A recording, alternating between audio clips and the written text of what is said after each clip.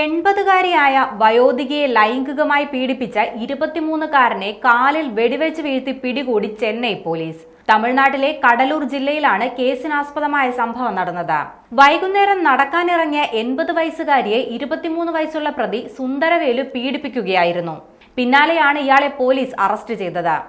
മോഷണ കേസിൽ ജയിലിലായിരുന്ന സുന്ദരവേലു 2 ദിവസം മുമ്പാണ് ജയിൽ മോചിതനായത്.